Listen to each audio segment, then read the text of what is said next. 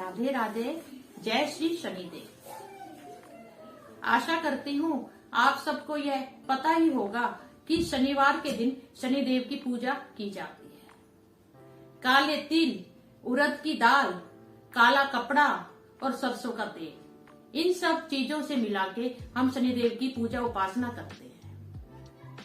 शनिवार को जिनको शनिदेव जी की दशा लग जाती है, उस दशा से रक्षा हेतु हम शनिवार का व्रत धारण करते हैं।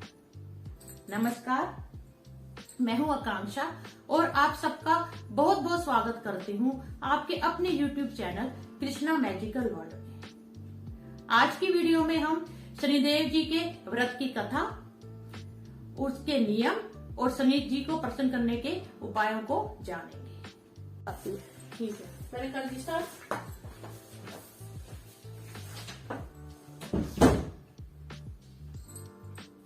सबसे पहले शनिदेव की उपासना का समय जान लीजिए।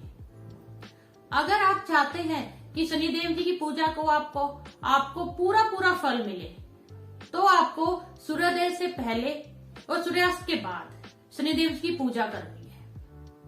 आप सुबह सूर्योदय से पहले उठें, जो स्नान करें उस जल में आप गंगा जल और काले तिल को मिला लें और स्नान करें।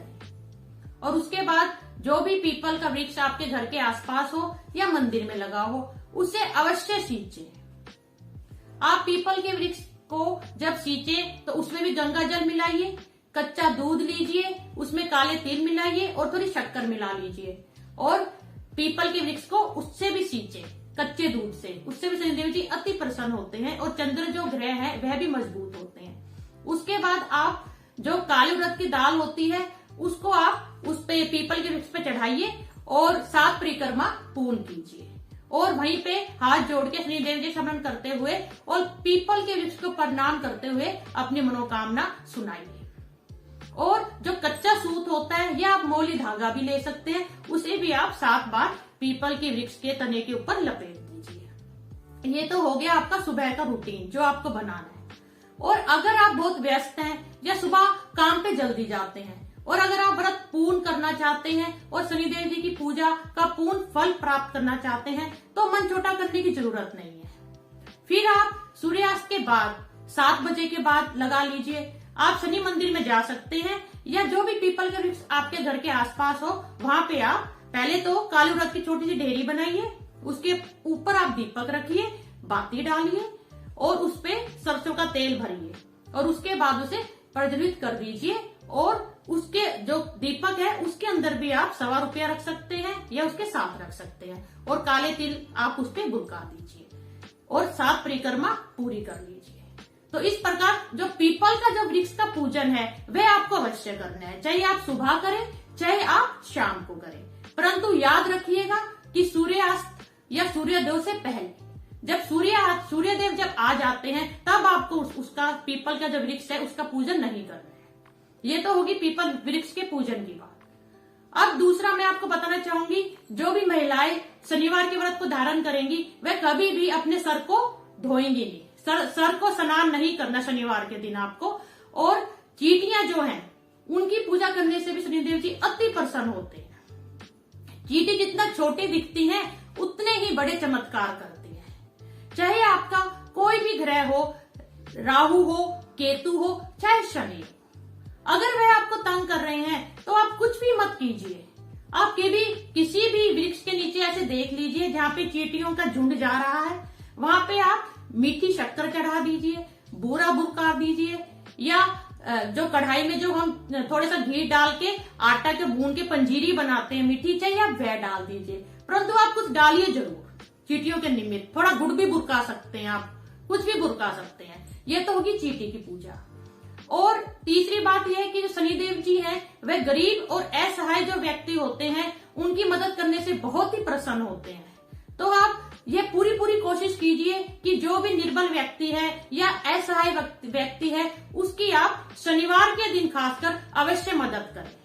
आप उसे कपड़े दे सकते हैं, बर्तन दे सकते हैं, जैसे लोहे की कढ़ाई दे सकते हैं, आप तवा दे सकते हैं, आप उसे काले चने दे सकते हैं, गुड़ दे सकते हैं, काला कंबल दे सकते हैं, छाता दे सकते हैं और काले रंग के जूते दे सकते हैं। इस प्रकार शनिदेव जी अति प्रसन्न होते हैं और आपको जो दशा लगी है उसमें आपको काफी राहत महसूस होगी अगर आप ये दान देते रहेंगे शनिदेव जी के निमित्त। अब चौथी बात ये कि जो सुंदरकांड और हनुमान चालीसा का जो पाठ है वह बहुत ही लाभप्रद है शनिदेव जी की दशा में। आप हनुमान उपासना कीजिए, हनुमान जी के भी मंदिर में जाइए और उनकी भी पूजा कीजिए तो भी शनिदेव जी अति प्रसन्न होते हैं। और दशरथ कृत जो शनि स्तोत्र का पाठ है वह भी आप करेंगे तो भी आपको उत्तम फल की प्राप्ति होगी। लंगड़े जितने भी व्यक्ति आपको मिले आप उन्हें अवश्य दान दीजिए। आप डाकोत को दान दीजिए, डाकोत को आप छाया दान भी देंगे। जैसे लोहे की जो कटोरी है उसमें आप सरसों का तेल भरेंगे और उसमें आप ₹1.25 डालेंगे और अपना जो मुख है वो उस कटोरी में देखेंगे और कटोरी समेत आप वह तेल डाकोत को दान कर देंगे। इसे छाया दान कहा जाता है। ये सब, और आपके अगर घर के आसपास समीप वृक्ष है तो आप उसे भी कच्चे दूध और गंगा जल से सींचिए, इससे शनिदेव जी अति प्रसन्न होते हैं। यह सब तो हो गए नियम की बात। अब मैं भोजन के जो है इसका नियम है उसके बारे में बताना चाहूंगी। आपको शनिवार के दिन जो भोजन ग्रहण करना है वह आपको सूर्यास्त के बाद करना है और भोजन आपको मीठा करना है, नमक नहीं खाना। इस दिन आप काले चने अवश्य खाइए। काले चने भी आपको जो लोहे की कढ़ाई है उसमें तेल लेना है और तेल में छोंक के आपको चने शनि मंदिर में भी बांटने हैं और फिर आपको खुद ग्रहण करने हैं। आप खिचड़ी भी बना सकते हैं और वह भी ग्रहण कर सकते हैं और बांट भी सकते हैं। आप काले गुलाब जामुन बांट सकते हैं, इमरती बांट सकते हैं और खुद भी ग्रहण कर सकते हैं। ये सब हो गया जो भी हमें भोग प्रसाद शनिदेव जी वाले व्रत वाले दिन ग्रहण करना है। अब हम कथा श्रवण करेंगे अर्श शनिवार के व्रत की कथा। एक बार 9 ग्रह जो सूर्य, चंद्र, मंगल, बुध, गुरु, शुक्र, शनि, इन 9 के 9 ग्रहों में द्वंद्व युद्ध हो गया और 9 के 9 ग्रह एक दूसरे को ज्यादा बड़ा समझने लगे। तो वह बोले कि अब हम में से कौन सबसे बड़ा है, इसका निर्णय कौन करे। तो सबके सब ग्रहों ने सोचा कि हम इंद्रदेव के पास चलते हैं, वह स्वर्ग के राजा हैं और जो वह फैसला कर देंगे उसे ही हम सब के सब 9 के 9 ग्रह मान लेंगे। यह विचार कर सबके सब 9 ग्रह इंद्रदेव के पास पहुंच गए। जैसे भी इंद्र देवता के पास पहुंचे और उन्होंने बोला कि हम 9 ग्रहों में से सबसे बड़ा और सबसे छोटा कौन सा ग्रह है, तो यह सुनते के साथ इंद्रदेव हैरान हो गए और वे विचार विमर्श करने लगे कि 9 के 9 ग्रहों में मैं जिसे सबसे बड़ा बताऊंगा वह तो ठीक है, परंतु जिसे सबसे छोटा बताऊंगा वह मुझसे रुष्ट हो जाएगा। इसलिए उन्होंने बीच का रास्ता सोचा और वह बोले कि नीचे उज्जैन नगरी में विक्रमादित्य नाम के बहुत ही महान राजा हैं, आप 9 के 9 ग्रह उनके राज्यसभा में जाइए, वह आपका फैसला कर देंगे। इंद्र से आज्ञा लेके 9 के 9 ग्रह उज्जैन में विक्रमादित्य की जो राजसभा है वह उपस्थित हो गए और राजा से बोले कि हम 9 के 9 ग्रहों में कौन सबसे बड़ा है उसका फैसला कर दीजिए। राजा ने भी सोचा कि यार ये फैसला तो बहुत ही कठिन है, परंतु उन्होंने सोचा अब ये याचक बन के मेरे दरबार में आए हैं तो मुझे कुछ ना कुछ फैसला तो करना पड़ेगा।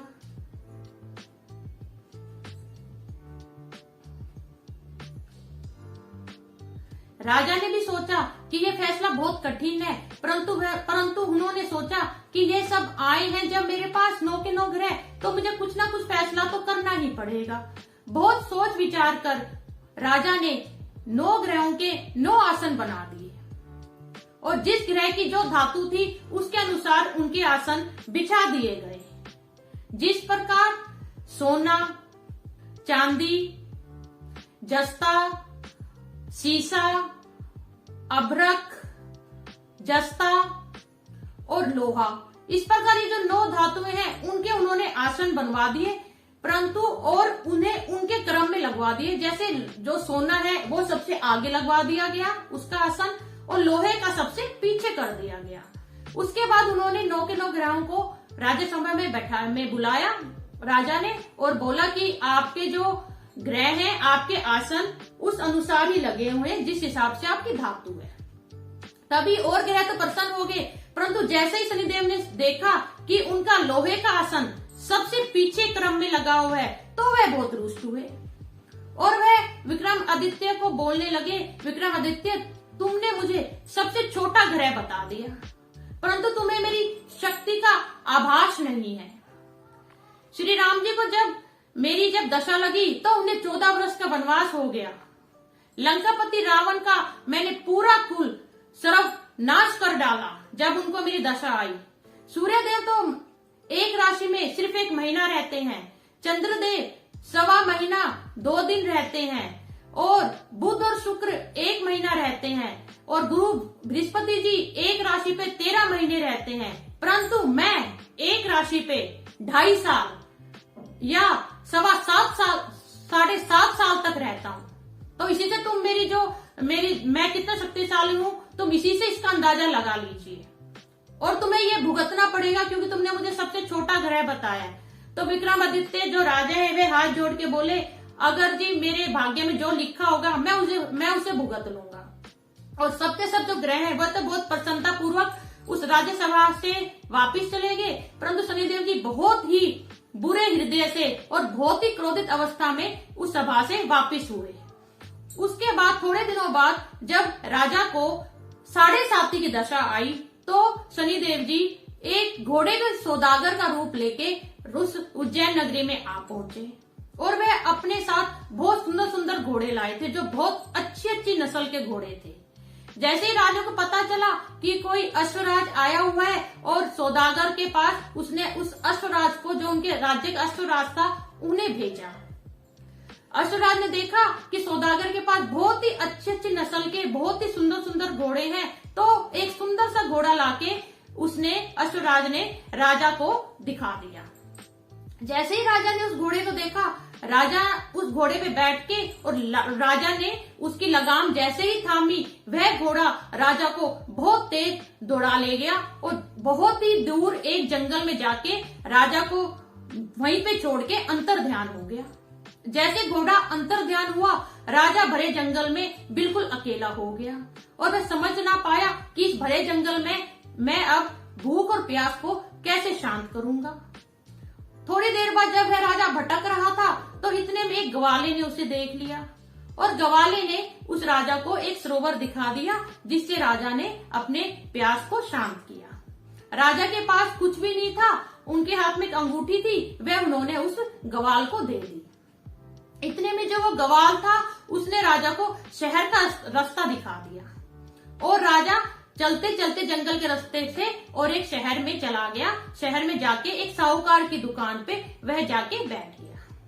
जब साहूकार ने जब उनका नाम पूछा तो वह बोला, मेरा नाम वीका है और मैं ऐसे ही इस शहर में घूमने आया हूँ। जब वीका जो है जब उस दुकान में बैठा, उस दिन उस साहूकार सेठ की बहुत ही ज्यादा आमदनी हुई, बहुत ही ज्यादा अच्छी कमाई हुई, तो वह बहुत प्रसन्न हुआ। बोला, वीका, तुम तो मेरे लिए बहुत ही भाग्यशाली हो, तुम जब से मेरी दुकान में आए हो बहुत ही मेरे आज अच्छा मुनाफा हुआ है, तो मैं तुम्हें अपने घर ले जाके बहुत ही अच्छी प्रकार से बहुत ही स्वादिष्ट भोजन कराना चाहता हूँ। ये कह के वह जिद करके वीका को, जो साहूकार था, वह अपने घर ले गया। जैसे ही वह घर की बैठक में पहुंचे, जो साहूकार ने वीका को वहीं बिठा दिया और उनके भोजन का इंतजाम करने के लिए वह रसोई में चला गया। जैसे ही वीका भोजन कर रहा था, उसने एक अजीब घटना देखी। एक खूंटी पे एक हार लटका हुआ था और वह खूंटी उस हार को निगल गई। जैसे ही वो साहूकार भोजन कराने के बाद वीका को विदा करने लगा, उसकी नजर उस खूंटी पे पड़ी जिसपे हार टंगा हुआ था। वह बोला, वीका, यहाँ पे तो बहुत सुंदर हीरे का हार टंगा हुआ था, वह कहाँ चला गया? वीका बोला, महाराज, मैंने खुद अपनी आंखों से देखा है, खूंटी उसे निगल गई। तो वह जो साहूकार बोले, क्यों झूठ बोल रहा है? इस कमरे में तुम्हारे सिवा कोई भी नहीं था, तुमने ही उस हार को चुराया है। और साहूकार ने फौजदार को बुला लिया और वीका को फौजदार को सौंप दिया। वीका सबको बोलता रहा कि उसने चोरी नहीं की, परंतु किसी को भी विश्वास नहीं हुआ क्योंकि कमरे में सिवाय वीका के कोई भी नहीं था। उसके बाद जब राजा के पास फौजदार वीका को लेके गया तो राजा बोला, दिखने में तो यह ऐसा नहीं जान पड़ता कि चोर है, परंतु अब खूंटी पे जो हार था वह भी गायब है, तो अब इसके हाथ और कटवा के इसे चौरंगिया कर दो। राजा ने यह सजा दी और विक्रमादित्य जो राजा थे उनके दोनों हाथ और दोनों पैरों को काट दिया गया। अब वे चौरंगिया हो चुके थे और फिर उन्हें एक तेली अपने घर ले गया और अपने कोलू पे बिठा लिया और वह हाँकने लगे। वह जब मल्हार गाते थे तो वो तेली के जो है वो वहां पे उसके कोलू पे बैठ के मल्हार गाने लगे। मल्हार गाते गाते बहुत टाइम हो गया, बहुत ही समय व्यतीत हो गया। एक दिन जब वे मल्हार गा रहे थे, वीका जब मल्हार गा रहे थे तो उस देश की राजकुमारी ने उनका मल्हार सुना और उसने अपनी दासी को भेजा कि यह देख के ये इतना सुंदर मल्हार कौन गा रहा है। जैसे ही दासी अपने नगर में घूमती है तो वह क्या देखती है, कोल्लू के घर एक चौरंगिया है और वह ये मल्हार गा रहा है। तो वह आके बताती है, राजकुमारी यह तो कोई चौरंगिया है और वह ये मल्हार गाता है और जो आपको अति प्रिय लगता है। तो राजकुमारी बोली, मेरे को तो मल्हार इतना प्रिय लगा कि अब तो चाहे वह कैसा भी क्यों ना हो, मैं विवाह सिर्फ उससे करूंगी। और यह कह के वह भूख अनशन पे बैठ गई। थोड़ी देर में जब रानी आई तो वह राजकुमारी से पूछने लगी कि तुम कुछ खाती पीती क्यों नहीं हो। तो वह बोली, माता मैंने प्रण कर लिया है, एक चौरंगिया है जो मल्हार गाता है, मैं उससे ही विवाह करूंगी। इतनी देर में ही राजा आ गए और बोले, पुत्री मैं बड़े से बड़ा सुंदर राजकुमार तुम्हारे लिए लाऊंगा, परंतु तुम चौरंगिया से कैसे विवाह करोगी। तो वह बोली, नहीं मैंने प्रण कर लिया है, मेरा प्रण कोई भी नहीं तोड़ सकता, मैं उस चौरंगिया से ही विवाह करूंगी। तब राजा क्रोध में बोला, जैसा तेरे भाग्य में लिखा है वैसा ही होगा, अगर तुम्हें यही मंजूर है तो मैं अभी तेली के घर न्योता भिजवा देता हूँ। और यह कह के राजा ने तेली को अपने राजमहल में बुलवाया और राजा ने बोला, तेली तुम अपने घर में बंदरवाल लगा लो, क्योंकि मैं अपनी राजकुमारी का विवाह तुम्हारे जो घर में चौरंगिया है उससे करूंगा। तेली बहुत अचंभित हुआ कि महाराज कहाँ मैं छोटा सा नीच जाति का तेली और कहाँ आप राजा, मैं आपकी मेरे घर में आप कैसे बारात लेके आए, आप अपनी लड़की को कैसे विवाह करेंगे मेरे घर में। परंतु राजा बोला, नहीं मेरी लड़की का प्रण है, मेरी राजकुमारी का प्रण है, मैं उसका विवाह उस चौरंगिया से ही करूंगा। और ऐसे करके राजकुमारी और चौरंगिया जो विक्रमादित्य थे उनका विवाह कर दिया गया। उसी रात्रि को स्वप्न में शनिदेव जी ने राजा को दर्शन दिया और बोले, देखा राजा तुमने मेरे को सबसे छोटा ग्रह बताया था और तुम्हें कितना कष्ट भोगना पड़ रहा है। यह सुन के राजा उठे और उन्होंने हाथ जोड़ के शनिदेव जी से बहुत बहुत क्षमा मांगी कि मेरे को शनिदेव जी क्षमा कर दीजिए, आप तो सर्वोपरि हैं। यह सुन के शनिदेव जी प्रसन्न हो गए और उन्होंने उसी रात को विक्रमादित्य जो है उनको हाथ और पैर उनके सही सलामत कर दिए। जैसे उन्होंने उनके हाथ पैर सही सलामत हुए, राजकुमारी देख के अति प्रसन्न हुई और सुबह जब सबको पता चला कि वो जो चौरंगिया था उसके हाथ पैर बिल्कुल सही ठीक हो गए हैं तो सब बहुत प्रसन्न हुए। उसके बाद उन्होंने सबको बताया कि मैं विक्रमादित्य हूँ और उज्जैन का राजा हूँ, तो सब और भी अति प्रसन्न हुए। और अगले दिन जब उस सेठ को पता चला जिनकी खूंटी पे हार का जो इल्जाम जो उनपे वीका पे लगा था, तो वह भी आके कि भी आप तो राजा हैं और मैंने आप पे बहुत झूठा आरोप लगाया, मुझे क्षमा कर दे।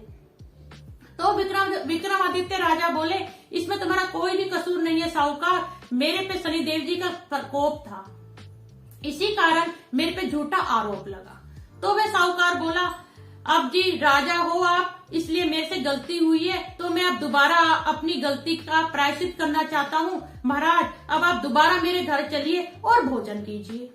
और साहूकार वापस उन्हें जीत करके अपने घर ले गया और उसी बैठक में बिठा दिया जहाँ पे वह पहले बैठ के उन्होंने भोजन किया था।